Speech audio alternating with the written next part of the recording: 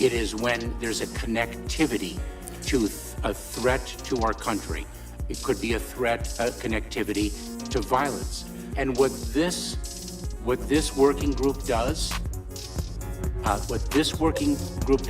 is precisely what I would think you would want it to do, which is to take a look at the work, the disinformation work that our department has done, and ask the following questions.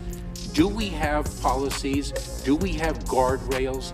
Do we have standards? But here's the problem. We can't even agree. We can't even agree what disinformation is.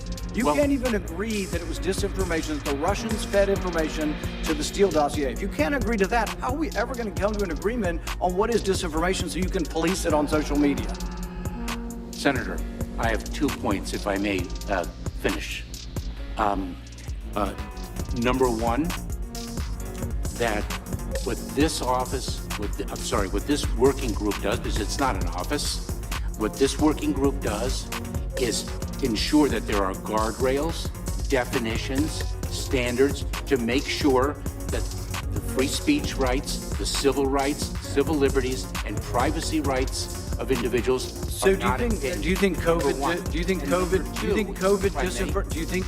disinformation threatens our national security? And number two, if I may, Senator, and number two, is it your proposition that when the cartels spread disinformation with respect to our immigration policies to try to lure vulnerable migrants to our border illegally? I think you've got no idea what disinformation is, and I don't think the government's capable of it. Do you know who the greatest propagator of disinformation in the history of the world is?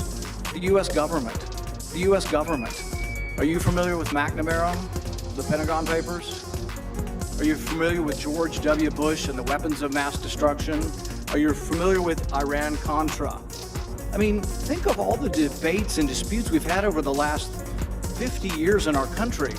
We work them out by debating them. We don't work them out by the government being the arbiter. I don't want you guardrails. I want you to have nothing to do with speech.